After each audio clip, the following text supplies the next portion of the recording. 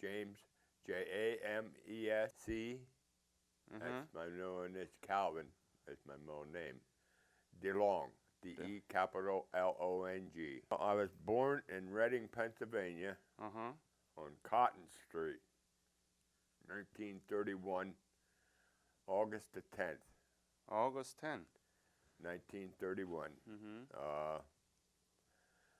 I lived there. I guess I grew up in the city till I was about 7 or 8 years old. Then my parents moved to the country.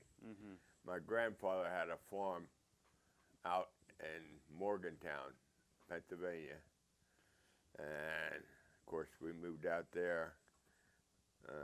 We lived there, I guess, till I was about, well, to the Second World War, I was about 11 years old. And we moved into the city. Then we lived in the city during the war. My dad had a job at Luden's Candy. They made candy, and he was a fireman there. He tended the boilers and stuff like that, and a watchman. And during the war, he used to bring us home Fifth Avenue bars, candy. I started school in Carnarvon, first grade. Carnarvon and Morgantown. I remember that very vaguely, getting on the bus with my uncle. He was about 6 years older than me, and he took me to school for first day, and I didn't want to go. Why you didn't want to go? I just didn't want to go to school. You are too honest. Yeah. Well, anyway, he had a heck of a time keeping me on the bus. I got off the bus a couple of times. Every time it stopped, I got off, and he'd put me back on. So he got me to school, and first year was a little rough, but I went to school there 1 year, and then I went to Kohler's, a one-room schoolhouse for 6 years. One room? One-room schoolhouse. Wow. Yeah. They had 8 grades in it. It was a one-room schoolhouse. Is that public? Yeah. Oh, yeah. She was teaching one grade. The other grade was supposed to be studying. But I'll tell you how we learned. We learned from the older kids. Yeah. Because they'd be studying, doing something, they'd be discussing something, and we'd be hearing it. So we kind of picked it up, it made it a little easier. By ear? Yeah. So, and then in sixth grade, no, it was in 7th grade, I went to Northeast Junior High School in Reading, Pennsylvania. That was a big school. That was a public school in the city. And the city might have had 120,000 population at that time. But it was a big school. What year did you graduate? I never graduated from You never? school. Yeah. I quit school. I was 16 years old.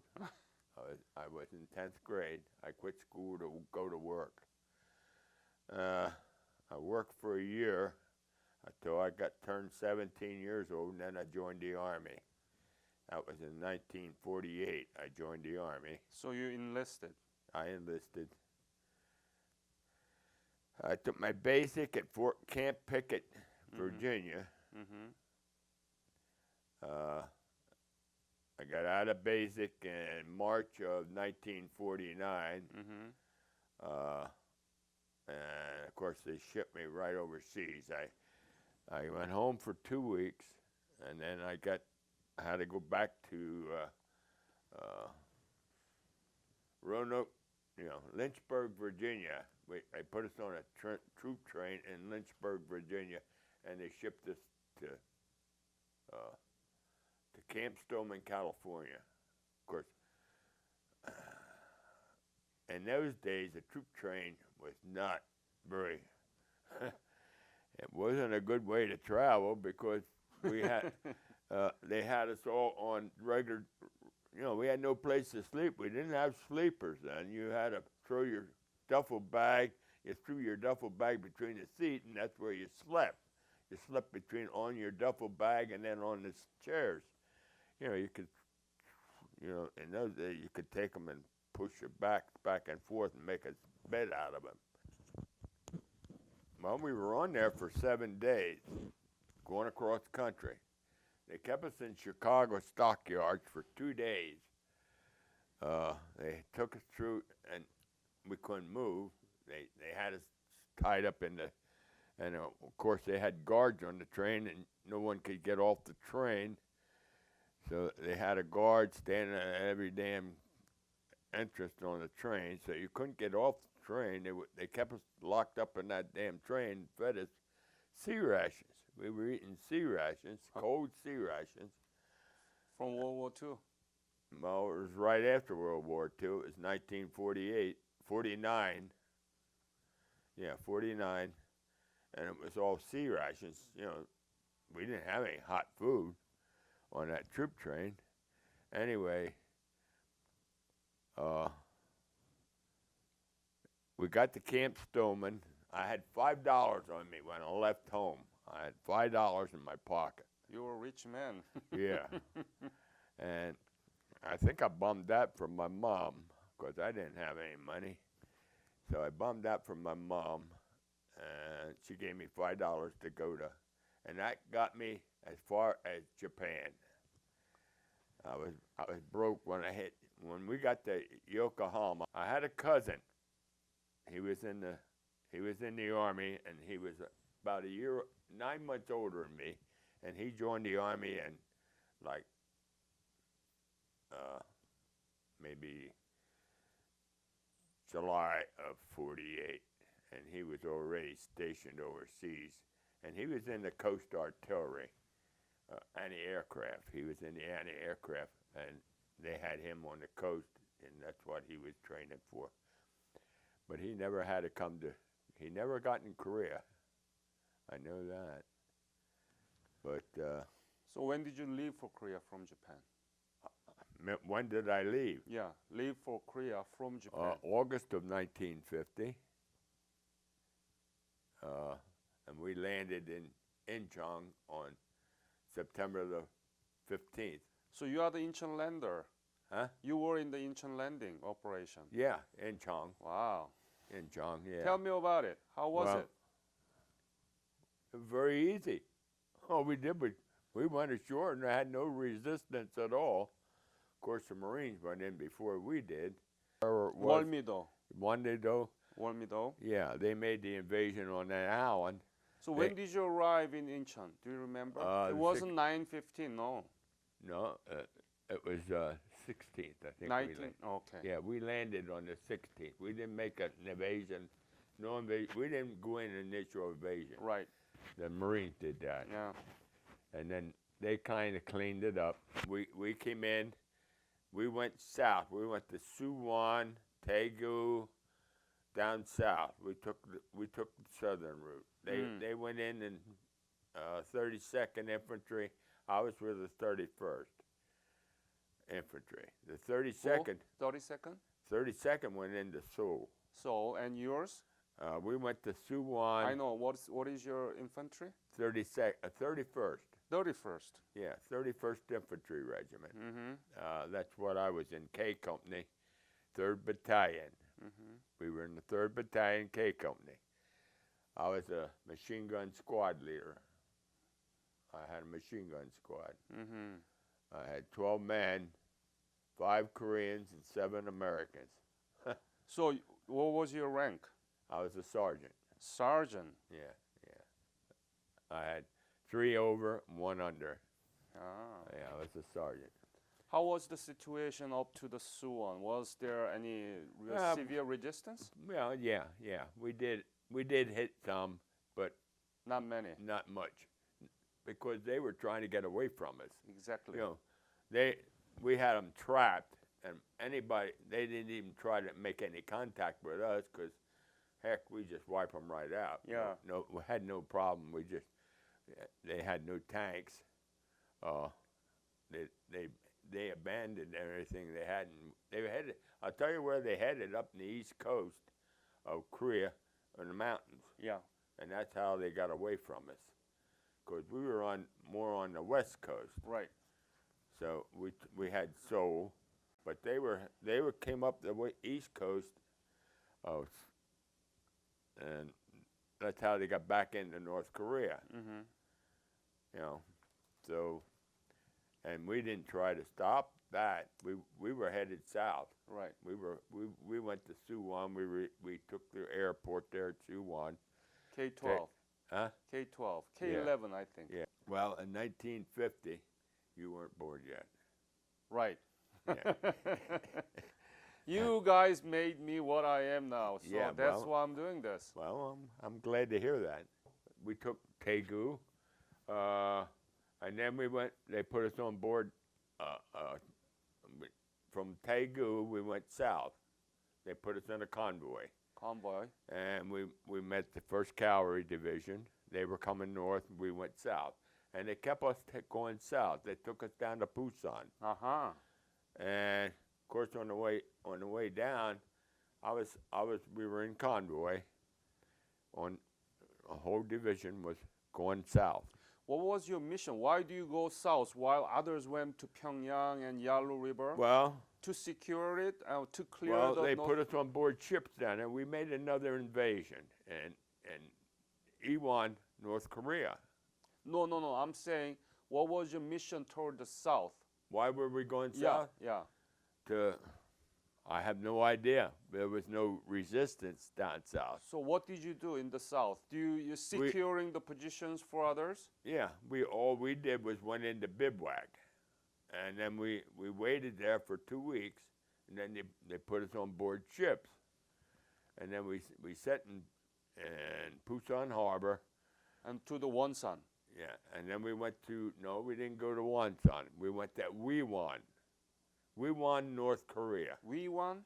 Wiwon. Uh-huh. North Korea. That's where we made an invasion. Uh-huh. We landed, and then we went in. And when was it? In October, around the middle of October, sometime in October of 50. We made the invasion at Wiwon, the 31st Infantry and the 32nd Infantry. Uh-huh. We made their, and the 17th Infantry. 17th Infantry went north. The 32nd and the 31st, we went into the Chosin Reservoir. Changjin Reservoir. Chosin. Chosin Reservoir. Really? Yeah. Huh. It was a Chosin Reservoir that we spent like 2 or 3 weeks laying around there, going on patrol. We did capture a couple of Chinese up there, but they didn't believe that their Chinese were there. That's the problem. Yeah, that was the biggest problem. Yeah. They didn't believe us. Right. And we had Chinese prisoners, but MacArthur didn't think that China was coming into the war. You know, unfortunately for us, it was a stupid damn mistake that he made, because we got surrounded by Chinese. In fact, they almost wiped us out. So where were you when Chinese surrounded? Was it Changjin Reservoir? I was at the Chosin Reservoir. You were? Yes. Wow. Yeah. We were on the east side of the reservoir. We relieved the 5th Marines. Uh-huh. The 5th Marines were on the east side, and then we relieved them. 2 battalions of Army relieved a regiment of Marines. It wasn't very, very smart, I don't think. 2 battalions is we only had like 3,000 men. A regiment is like 5,000. So they had a regiment, they had artillery, tanks, everything up there with them. We went in there to the east side of the reservoir. We only had 5 artillery pieces, I think 5. The 5th,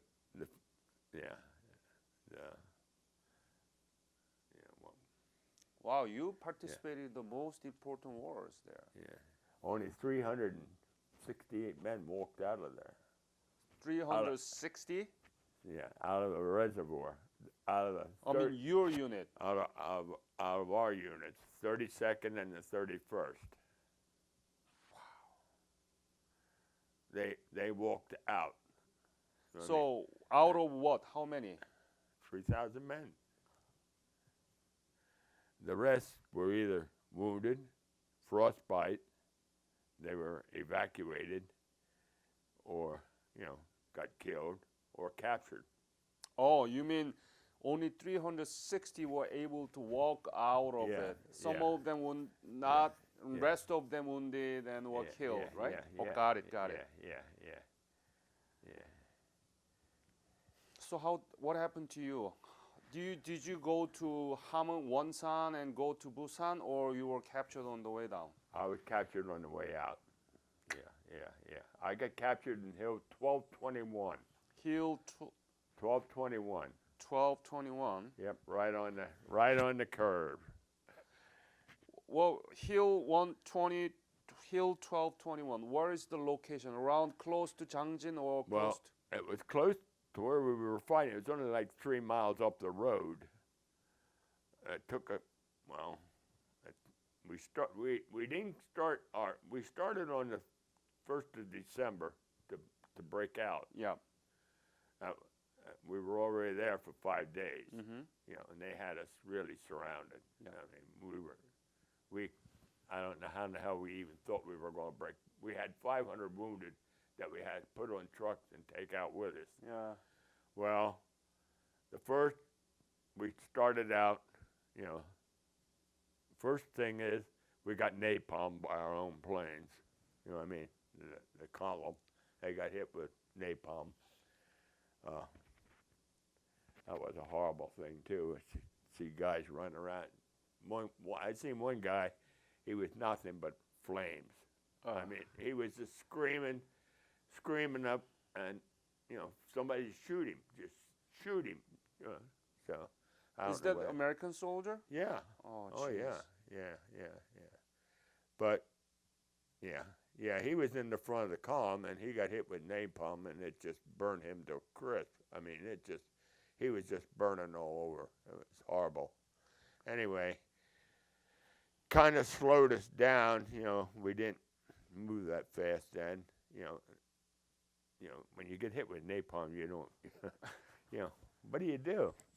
Anyway, it kind of took them oomph out of our advance. Anyway, but we got going again, and they started out to fight our way out. We went out the road. Well, we had our convoy going, and we got out there, and the first bridge that we came to was blown. They blew the bridge. Well, we couldn't. The trucks had no way of getting. They started out, and they had to go down a ravine, the trucks, and then they had to cross a little creek. It was frozen, but it was kind of lumpy, the grass. It was grass in there and water and whatever frozen. But 40 below zero, things are pretty solid. Anyway, they started pulling a truck, but they had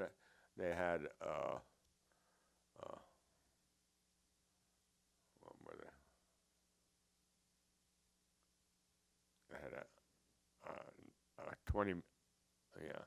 50 caliber quad 50 that was mounted, and they were pulling they had tracks on it, and it was pulling the trucks up over the back, and they were getting them out that way. But it took us it took it like way after dark before we got all the trucks through. And Chinese had us completely surrounded by that time. They had Hill 1221. They were occupying that hill, and then we had to go up the hill and try to get them off. That's where Colonel Faith got hit on Hill 1221. I was like 20 yards from him when he got hit with that grenade. But I didn't help put him in the truck or anything like that. I was fighting for my own life. But I got at Hill 1221, I stopped at this truck. It was a truckload of wounded sitting there. It was the last truck in the line. And I stopped and I climbed up on the side of the truck and I was talking to the guys. I said how they were doing, and they said, well, they were all right as long as they didn't get a lot of shrapnel or a lot of bullets shot into them. But I was just shooting a bull with them, and all of a sudden, hell, the Chinese had us surrounded, completely surrounded. Like 100 Chinese came right up around that truck, and they said, surrender GI or die. Well, I'm standing on the edge of that truck, shooting the bull, and so I just kind of dropped off the side of the truck, and I figured, well, this is it. I wasn't going to fight 100 Chinese. I only had 10 rounds of ammunition left.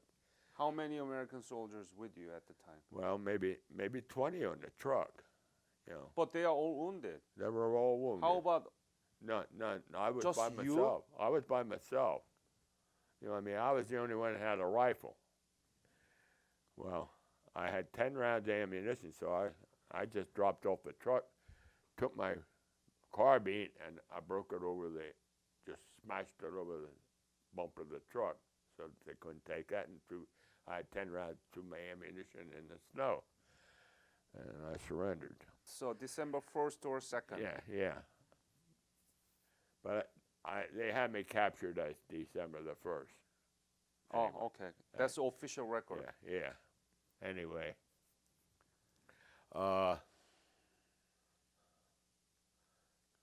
Yeah. Anyway, I surrendered. They tied our hands behind our back and lined us up, and I kind of felt a little. Well, I did feel. For years, I felt responsible. No. You did what you could do. You could what you could do. Well, I felt responsible for surrendering that truck. No. No, I did. James. Yes, I did. James. I know I did. I just felt because they took all the wounded that could walk off that truck and lined us up, and the ones that couldn't get off, they just got up in the truck and killed them. They just shot them. They shot them? Yeah, just Chinese? shot them. Just killed them right on the truck. They just, Thompson submachine gun, just shot them. Anyway, I did feel responsible for it, and there's nothing I could do about it. I had my hands tied, and I'm standing there. And maybe I might have been 10 or 15 of us lined up there, wounded. And I was wounded myself, but I had shrapnel across my back and my shoulders, but I never bled. I just froze solid, so I didn't have any blood.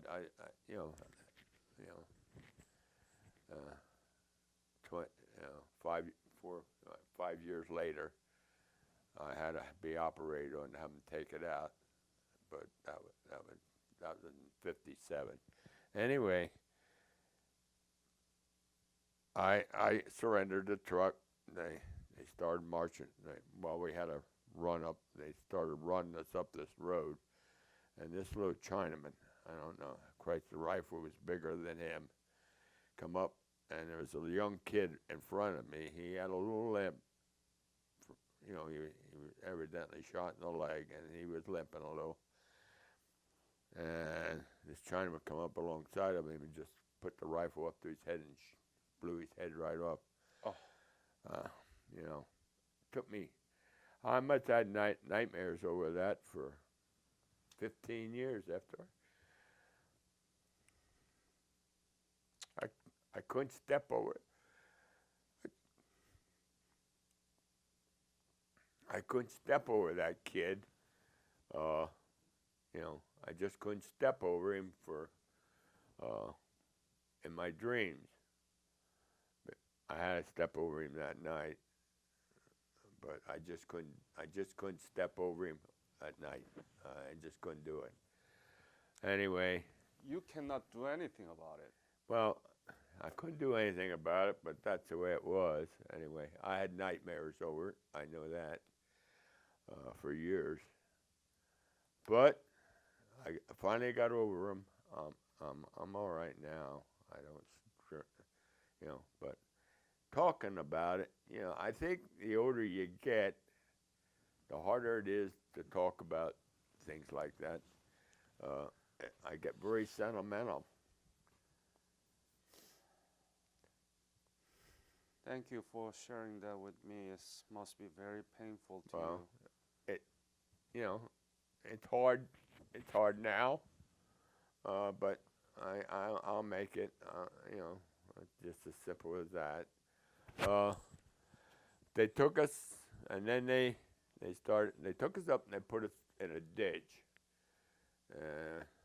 Had our hands tied behind our back, and we must have been in there an hour. Seemed like 5 hours that we were down in that ditch. But a little Chinaman come running up the road, and he hands one little note. This guy had a fur hat on and all that crap. They all looked the same to me. He was an officer, I think. And then he said something in Chinese that got us up out of the ditch, untied our hands, and started marching us down the road. Well, thank God I had gloves. I did have gloves, or my hands would have froze. I had gloves on. They didn't take my gloves or none of my shoes. Wow, that's lucky. We were lucky. I was very fortunate. They took my wallet. I had 5 cartons of cigarettes in my backpack. And these Chinese men, when they spotted them, they were in their glory with my 5 cartons of cigarettes. 50 packs of cigarettes. That's what they got. I didn't even get a pack. So from there, where did you go? Camp 1? They put us on the side of a mountain for 2 days.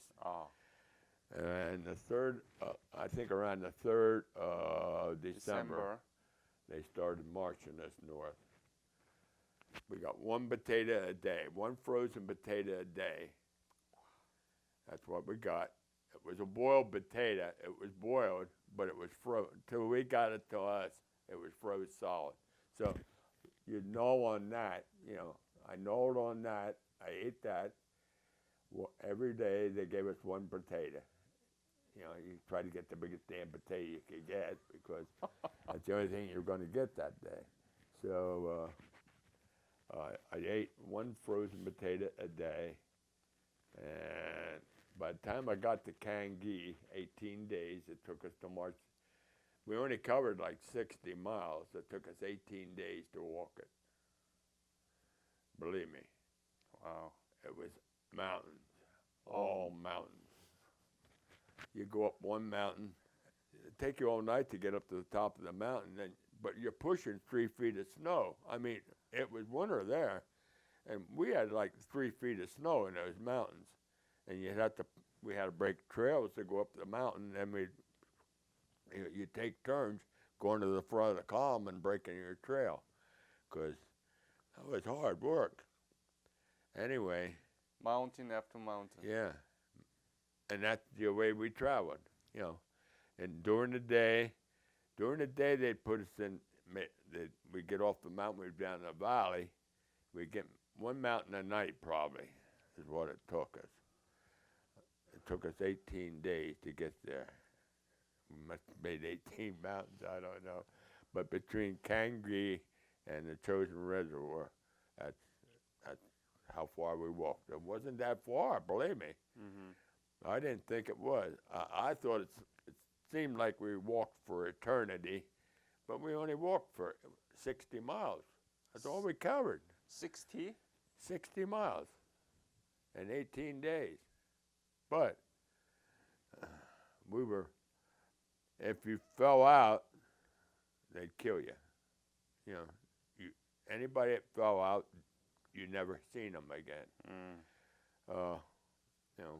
I helped a lot of guys. I was in pretty good shape, you know, nothing wrong with my legs. I wasn't shot, or I didn't get shot. I just got shrapnel across my back, which in that 40 below zero, you don't bleed, believe me. Frozen. Yeah. Anyway, I just had shrapnel, and I was fortunate, you know, I was capable of helping a lot of guys make it. And I never sat down. When I was marching, I never sat down. If you sat down, you were dead, because you get yourself comfortable. And then go. Yeah, and then next thing you know, you're Sleeping. warm, and bang, you're frozen. You know, in 5 minutes you could freeze there. You could freeze in 5 minutes. So I never sat down. What I did, I'd stand in one place and just go around in a circle, stomping my feet. I do that for as long as they give a break, and then I just keep marching. I never sat down. If I sat down, I knew I was going to be dead. Okay, I went to Kangi, North Korea. That's our first camp. We got there on December the 21st to Kangi. That was our interrogation camp. I see. That's where they tried to brainwash us, you know, and all that crap. That Dallas was no good, and Truman was a warmonger. Everybody was a warmonger, except us. We were the poor, unfortunate soldiers that got turned into, and we were, what were we? Imperial war. Well, we were something anyway. You know, and it was stupid the way they tried to brainwash. They'd have you, we had a barn, they had a barn, and they'd have us all into this barn. They'd bring them all around. We had 268, I think 258 guys in that camp. After we got, you know, we might have started out with a little over 300, and they killed so many of them that only 258 of us made it. You know, a lot of guys got shot, you know, on the way march that couldn't make it. You never hear of those guys. You never know who they were or what they were. You know, they're laying along trails up and, you know. I still say, you know, the animals ate them. You know, but they're laying, you know, what you don't know who they were. You have no names, you know, so they don't know. So all the people in a one barn? Yeah. Oh yeah. No blanket at all? No. Yeah. Well, they kept us. They put us in the barn for interrogation, for brainwashing. Then they'd talk to you for 4 hours. They'd have a commissar come in, and they'd have us lined up in there for. They have little logs laying on the floor that you can sit on, and you sit down. And they'd talk to you. They'd talk to us in Chinese for 4 hours, and then they'd have an interpreter talk to you for 4 hours in English. But they had to tell you in Chinese first. Yeah. Stupid. Why didn't they just talk to us in American like we could understand them? Yeah. And they talk hell. I couldn't understand any Chinese, so it didn't mean shit to me. I could care less whether they talking to me. Talk to me in English, but they talk to you like you're a little kid. So did you move from Gyeonggi to another camp? I was one of 64 prisoners that went south. From there? Yeah. South where? We went south. We marched south. Well, we had 18 Marines with us. Yeah. If you remember, there was 19 Marines that were released in May of 1950. 51. They were released. They say they escaped, but they released them. And you were released too? Hell no. No. No. I spent 33 months as a prisoner. I was with those 18 Marines, or 19 Marines, because we marched south, and then they took them away from us and released them. But they took us and marched us back north. Why do they release 18 Marine? Propaganda. Oh. Propaganda, man. Yeah. They gave them propaganda information. Because the one Marine, me and him were really close. We swapped addresses. Fred Holcomb. Fred Holcomb was a real good friend of mine. And he was a truck driver. He was a corporal in the Marine Corps. And he was a truck driver. And So where did you go from there? Well, I went to the mining camp. Oh, north, south or north of Pyongyang? We went south. South. Mining camp. We were at the mining camp. We were at. I was in bean camp. You know, what they did, they were trying to use us as propaganda for the new prisoners that they were capturing. Yeah. But I don't think it worked that well. We didn't stay.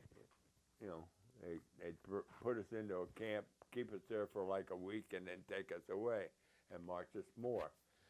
And they march us through villages. They'd spit on us and throw rocks at us and all that crap.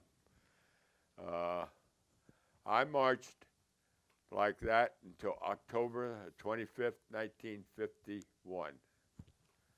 I finally got into Camp 1, prison camp. Camp 1. Camp Where 1. is it? Camp 1 was on the Yellow River. Yalro. Yeah. It was in Camp 1. I'm not quite sure what the town was anymore. Pyeokdong? Cheongsong. Pyeokdong. Puksan. Pyeokdong. Oh, okay.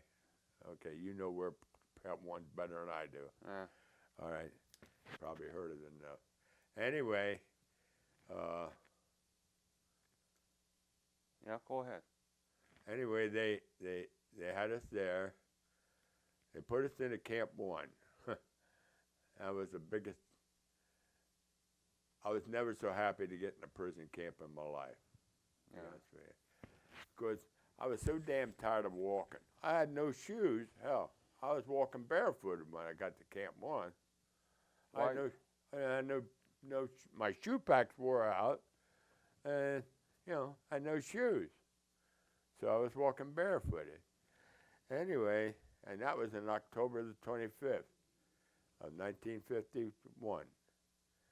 We got to Camp 1. I'll never forget it. I'm going into Camp 1, marching down the middle of the road, and this guy hollers, "Hey, B-Bob!" Well, there's only one guy in the Army that ever called me B-Bob, and that was my buddy Arlo Robb. Him and I were really close at Camp Crawford in Japan. My goodness. That's where I was stationed. You met your friend there. He was a very good, close friend of mine. He went back to the States in April of 1950. He went back. His time was up, and he went back, and he re-enlisted. He went home for 30 days, and then he re-enlisted. Well, they put him in the 2nd Infantry Division, and when I got captured, he got wounded. And he was wounded at Coterie. Oh. He was hit with a 51 caliber machine gun bullet down here, and it went up, came out his hip. Anyway, he got out of Coterie.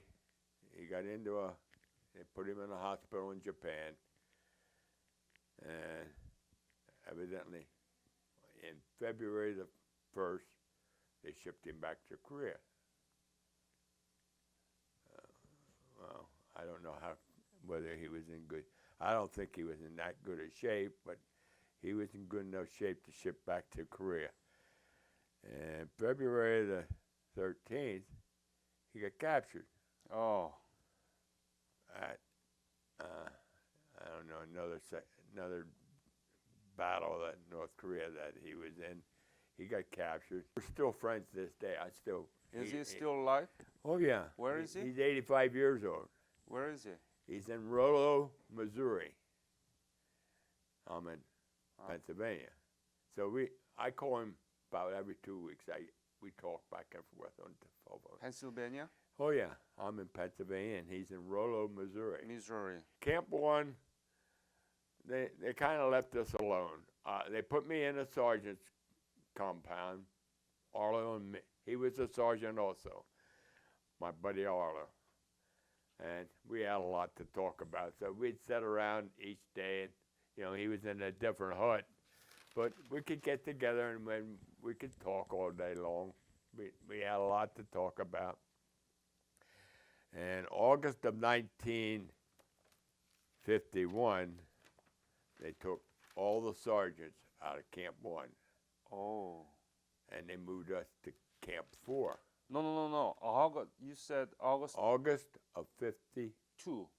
52. You're Yeah. right. Okay. Yeah, August of 52, they took all the sergeants out of Camp 1. They moved us to Camp 4. And it was further up in the Yallow, further towards Russia, I think. We had a lot stuck. Anyway, they moved us they took us and moved us up there.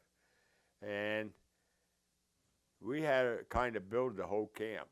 They had us in a school. They put us in a schoolhouse. 48 of us in one room. Wow. They had 3 big rooms. Three rooms, but they had no insulation. It was. We built bunk beds. We had to build. We built our own beds, so we put bunk beds in. 24 guys on each side of the room. We had 48 guys in there. We had a pot-bellied stove in the middle of the room. So we had to have wood to keep our fire going when it got cold. So that was our job, just bringing in wood to keep that damn fire going. And of course, the Chinese, we had to carry their wood too. So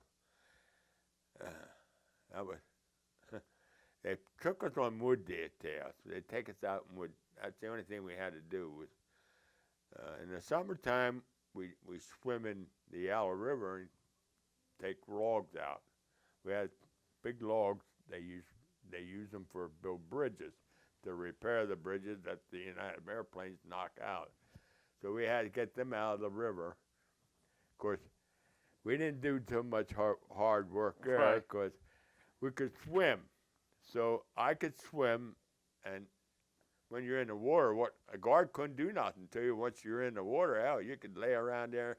We'd swim around, we'd play around, we'd push a log here and push a log there, but we just getting clean because that's the only time you could get washed. Right. Really, you couldn't wash yourself any other time. I don't think I was clean all the time I was there, really. For 6 months, I didn't wash. From November of 50 to May. I think it was May, probably around May. 51. That was almost 7 months.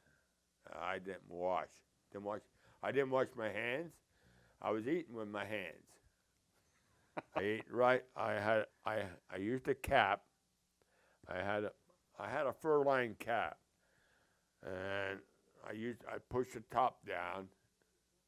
It was fur on the inside, but on the outside it was cloth. So I pushed the top down, and I put my rice in there, and I'd eat with my fingers. In May of 51, we got into a stream. I was eating out of my hat with my fingers, And of course, I was filthy. No, we were all filthy dirty. None of us washed, really, for like 6, 7 months. You couldn't. It was too cold until, like, in May, it got warm enough that we could go into the stream. And they left us go in there. We went in with our clothes on and everything, and we just washed. My pants fell apart. They were that dirty that when I got in there, they just fell off of me. So they had to give me a pair of blue pants. I wore a pair of Chinese pants, but my GI clothes just fell off of me there. Nothing that you couldn't wash them really. So I got a pair of pants, but I still had my shoe packs on. I wore my shoe packs for like 7, 8 months, and finally they wore out. They were just getting so that I couldn't wear them anymore. They were rubbing my feet, and I didn't have any socks anymore to put on, and I was using rags to wrap my feet, put rags around my feet to keep them for like a sock, but that wasn't working. So I just took them off and threw them away. I went barefooted. It was better to go barefooted because my feet got tough, and I could go those mountain trails barefooted better than I could with my boots on. Yeah, but I was used to going barefooted as a kid. We weren't allowed to wear our shoes after school. You know, it was during the Depression when I was being raised, and they didn't have any money to buy shoes for the summer, so we went barefooted. You know what I mean? All summer long. And from time school left out in May till the end of September, we were barefooted all the time. So my feet were like rubber or shoe leather, really. So we got really used to that. So I didn't mind that in Korea. When I took my shoes off, I just went barefooted. Within a week, I was back in shape. My feet were as tough as the nails. Anyway, I could really go those mountain trails on the rocks, and that's what they were, rocks. So you were still in the Camp 1 with Arlo Rock? Yep. Yeah. We met Arlo on 25th of November, 1951. 51, I met Arlo. We went to Camp 4 together. When they broke us up, Camp 1 up, and they took all the sergeants and moved us to Camp 4, we got in the same squad, him and I. I was the squad leader, and he was next to me. We slept together, slept right beside each other for the rest of the time we were prisoners. I guess that was about a year. We slept together, you know. That's about it. We were all queers. You know what I mean? You had to be a queer to sleep with another guy. But it kept us warm, you know what I mean? We kept each other warm, and that's what counted, survival. And believe me, he saved my life about 4 or 5 times. I got sick. When I get like malaria, I'd go into like a deep sleep or something. He'd take care of me. He took care of me like a baby. When were you released? September the 3rd, 1953, I got released from prison camp. I don't think I told you about the time that when we got hit at the reservoir, the battle. I don't think I tell you about the battle, did I? Yeah, no. Okay. Tell me about it. Okay. We moved on the 26th of November, we moved into the inlet. I had a machine gun squad. 1950. Yeah. We moved into the inlet at Chosin Reservoir, the 3rd Battalion. They took my machine gun squad and put me up on the top of the mountain for an outpost. I was just up there by myself, my machine gun squad. Well, we tried to dig in, couldn't dig in, too damn cold. Ground was frozen so hard, you couldn't, all you could do is scrape it. So we scraped the snow off, threw our sleeping bags down, and that's where we went. We lay down and went to bed. About 12 o'clock in the morning, all hell broke loose down in the valley. The Chinese hit the 3rd Battalion. And we sat up on top of that mountain and watched this. It was like a video. It was like watching a movie, really. The Chinese came right through the 3rd Battalion. Everything was a chaos. It was just a mess down there. We're sitting up there. We didn't fire a shot. We didn't fire nothing. All night long, we sat there and we watched this battle rage down in the valley. You know, nothing we could do. Couldn't, you know. I was put on an outpost, stay on the mountain. That's where I stayed. The next morning, about 4 or 5 o'clock in the morning, when I started getting daylight, I looked down over the reverse slope of the mountain. There's like 100, 150, 200 Chinese digging in right below us.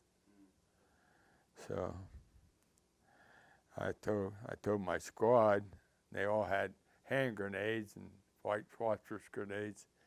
So I said, now, when I give the word, everybody throw their grenades and open fire on. They were digging in a straight line. They were digging a slit trench for defense down below us. Well, we sure disrupted that up. My machine gunner started at one end of that slit trench and went right up it with a machine gun. Of course, he only lasted like 5 minutes and he got shot in the head. I sent him off the hill down to the aid station. He was bleeding pretty good. I found out later he got captured on the 28th of November, 1950. He was my machine gunner. Him and I was the only two that got out of the squad. Everybody else either got killed, but I don't remember. I'm assuming they all got killed, or they either got out and I never knew about it. Anyway, I didn't know. I had 7 Americans in my squad, and I knew 3 of them. Myself, my machine gunner, and my assistant machine gunner. We were all together in Japan. They gave me 4 new Americans down in Mount Fuji. 4 17-year-old kids I got. Well, they didn't know nothing. They didn't even know how to tear their M1 down, really. Just right out of basic training. So I had to get them up to snuff for war. Well, you don't get nobody up to snuff when they're young. You have to learn. It's on-the-job training. War is on-the-job training, and that's how they learn. Unfortunately, I don't think any of them survived. It was a hell of a on-the-job training, I hate to say. Was no fun. Anyway, the first night we were in the inlet, they had me up. I was guarding like a ditch coming out off the mountain. It was like a ravine coming down through. Well, the Chinese used that for cover. Well, I had a machine gun sitting there, and they never got through that ravine. I gotta say that. The second night, they put me in the middle of the compound with my machine gun. They had a bunker up on the side of the hill, and that's where the Chinese gathered to attack us. They used that bunker for a shield. Well, every time they'd stick their head up around the bunker, I'd pick one of them off with a machine gun. And I was getting pretty good at it because I could fire one shot with my machine gun. Just one shot, and they didn't know whether it was a rifle or a machine gun, because I could get boom, boom, 2 shots. I could go boom, boom, boom. I had it down to a science. Anyway, I was well equipped with ammunition. They never did get through my position. They had Bangalore torpedoes. If you know what a Bangalore torpedo is. Okay, a Bangalore torpedo is they throw a bamboo full of high explosives, and they kind of slide it through your position, and then they set it off, blow up, and it blows up, and it's a big explosion, and the concussion knocks everybody out. Well, and then they can come through your line. Well, they kept bringing them up. We kept, knocking them off. My friend next to me, Sergeant Fontaine, he was with Morell's Marauders in Burma during the Second World War. And he said, I seen the Chinese fight over there with the Japanese. He said, and they have life means nothing to them. He said, they just banzai. The Japanese, like the Japanese would banzai us, he said, they just run right over them. And he says, they had American weapons and rifles, so they had plenty of ammo, and they could go right through the Japanese. He said, I seen them do that. He said, and I know what they can do with us. He said, they're going to keep coming and coming, and finally they're going to win. He said, 'cause we won't be able to stop them. They just have too much manpower to stop. Well, he was kind of right to a point, but we stopped them with a machine gun. I had my machine gun. They never got past my machine gun. And in the morning, we'd go out and have to pick up dead bodies. They'd be frozen stiff, throw them to the side so we could get a field of fire. We just pick them up, throw them to the side, and lay them down flat so that they couldn't hide behind them, because they used them for a shield. So, and frozen bodies is hard to shoot through. You can't get a bullet through them. So we'd throw them to the side so that we could get a clear field of fire where they couldn't hide them behind. And then next day, and we do that every night. 'Cause we lay them down. I'd say we had maybe 150, 200 that lined up in front of our hole that were dead. And we just keep throwing them around, picking out a spot and building it up. We'd get a little ravine, we'd throw that up. Anyway, we did that for 4 days. 4 days. The last night, Fontaine, they were bringing Bangalore torpedoes through, and James, I think you better take off your hat. okay. Well, they were bringing Bangalore torpedoes through, and Fontaine got shot right between the eyes. I knew something happened to him because I'd holler over to him. I asked him if he's all right, and he didn't answer me. When I went over in the morning, I got out of my hole and I went over and checked him out, and he was sitting in the hole like he was alive, but he had a bullet right between the eyes. He was shot, and I came out. Huh? Sniper? No. It was. He had 21 Chinese lined up in front of his hole. Had 21 that he killed with his M1, and the last one fell and evidently pulled the trigger and hit him right between the eyes. And he was laying right in front of him. The rifle was right at his head. So that's how he died. I think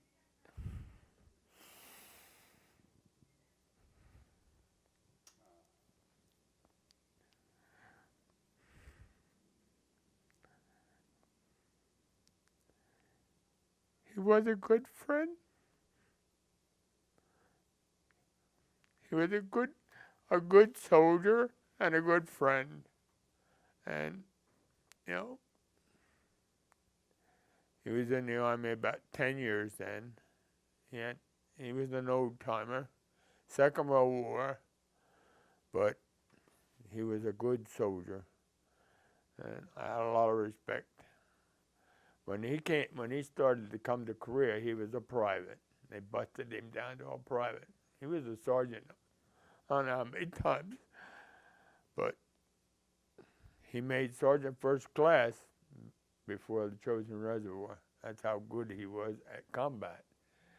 He was a good combat soldier, but he's a poor peacetime soldier. Every month, we'd have to go to town and get him. When he got broke, then we could find him and bring him back to camp. And he'd soldier for 28 days. He'd soldier, but give him a paycheck, and he'd go get drunk. And he wouldn't come back to camp until he was broke. And then we'd go down and get him, bring him back, and sober him up, and he'd be good for 20-some days again. As soon as you get paid, he'd be gone, you know. But that's just the way he was. And the company commander, I guess Captain Kitts, felt, you know, he's a good soldier. He just can't handle the money part. He has to get drunk. So anyway, that's how he survived civilian life, or what I consider barracks life. He just couldn't handle that. That was too mild for him. But as soon as the war broke out, man, he was a soldier. He didn't drink anymore. He started making rank. Before you know it, he was a sergeant first class. He outranked me. I was a sergeant, and he was a sergeant first class. You know. And he died like that. Yeah. But it was a horrible. Well, he didn't even know what hit him, really. It was a quick way to go, but it was I thought it was a horrible way, because he was in the hole right next to me. Again, I felt a little responsible because I knew they were coming through on him. I even turned my machine gun as far as I could get to kind of cut them off. I might have got a couple of them, but I didn't stop them all. They just kept coming. Anyway, they looked for the weak side of your defense. The machine gun was that was sturdy defense, and my riflemen on each side of me is where they attacked. You know what I mean? They kept coming through on them. Funny, I guess they did make it through. Some of them. I don't think a lot of them made it through. But that was a bad night for me. I cried like a baby the next morning. Have you been back to Korea? Yes, When? 2000. 50th anniversary. We sat with the President of Korea. In Daejeon. Yeah, that's who in 2000 we sat with the President of Korea up in a bed. You know, he had special seats for us with our names on. Tell me about your revisit. What did you see? Well, when we flew into Incheon? no, yeah, Gimpo? Gimpo Airport.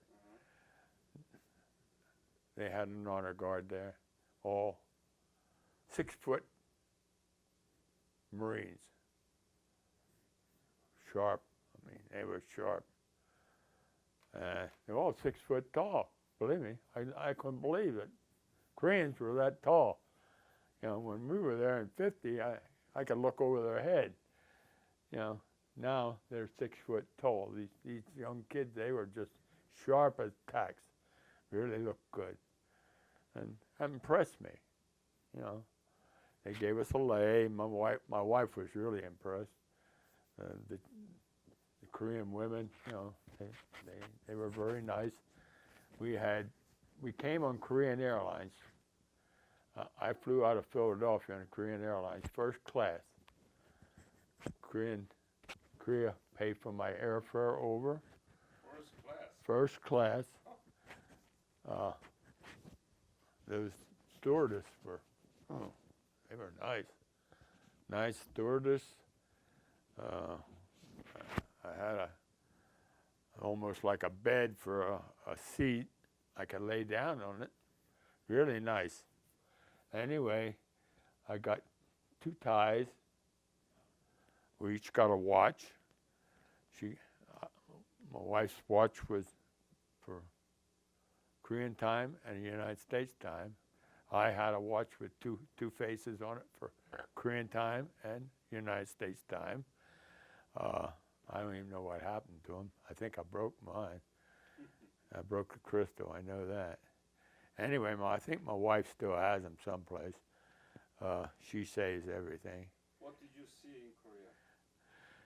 Well, I know one thing. Seoul was not like it was in 1950. For sure, yeah.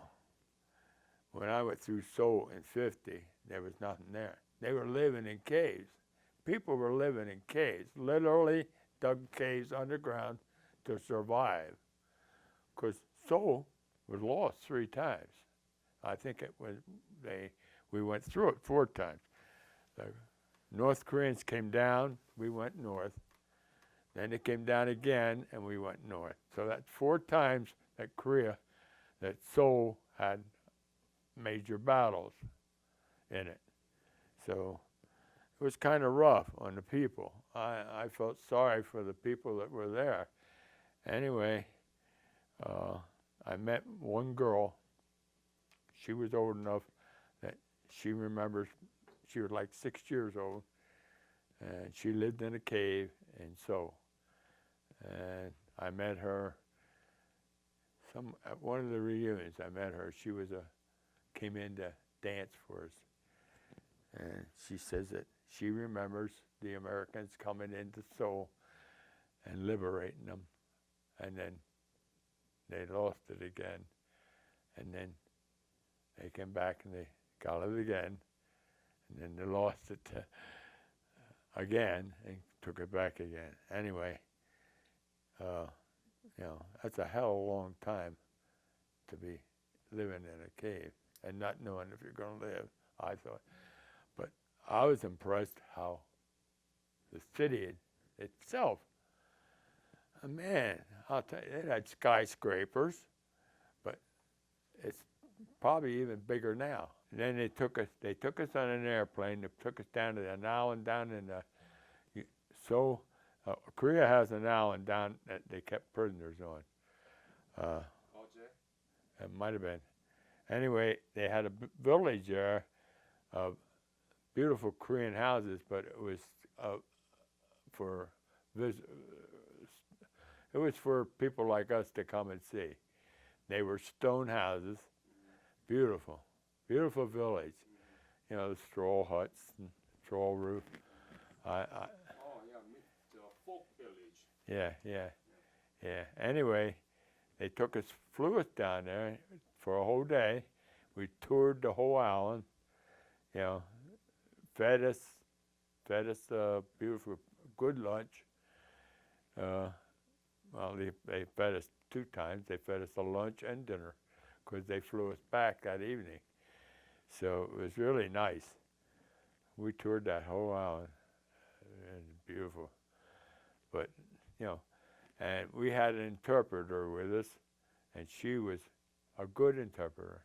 She was a young girl right out of college, and she stayed with us. She'd come at 7 o'clock in the morning and go home at 10 o'clock at night.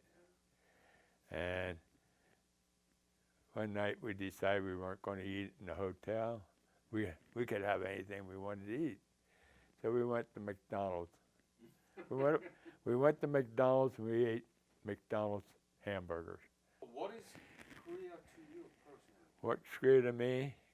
Korea means freedom.